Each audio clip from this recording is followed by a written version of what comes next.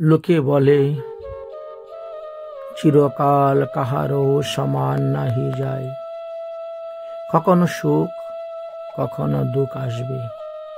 সুখে দুঃখে সমচিত্তা হয়ে তোমাকে বাস করতে হবে।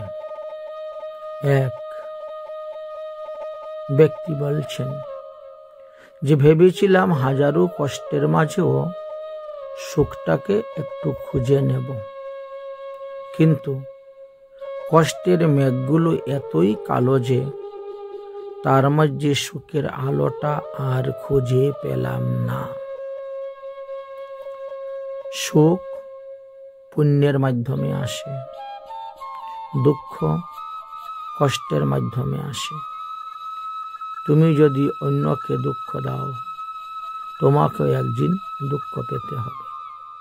তুমি যদি অন্যকে সুখ দাও, অবশ্য ভগবানও তোমাকে সুখী করবেন, সুখ দিবেন।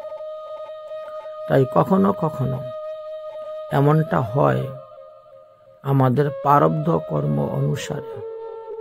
হয়তো এই জন্মে আপনি কোনো পাপ করেন নাই, কোনো অপরাধ করেন নাই, কিন্তু তথাপিও আপনাকে কষ্ট ভোগ করতে হচ্ছে, দুঃখ ভোগ করতে হচ্ছে।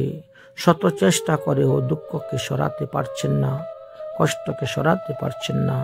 তাহলে মনে করবেন এটা আপনার পূর্বজন্মের প্রারব্ধ কর্ম। তাই তো এত কষ্ট, এত দুঃখ, শোকের আলো আপনি দেখতে পাচ্ছেন না। তাই সুখ যদি পেতে হয় একমাত্র হরি ভজনে। হরি ভজনে যে আনন্দ সুখ, কোটি ব্রহ্ম সুখ তার নহে এক বিন্দু। এটি তো মহাজনগণ বলেছেন।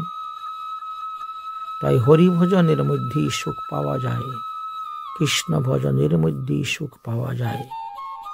এই সংসার জগতে সুখের আশা করলে ওই সুখের আকার হয়ে আসবে আর পরিমাণে আপনাকে দুঃখ দিবে। এটাই তো হলো এই বাক্যের যথার্থ তাৎপর্য।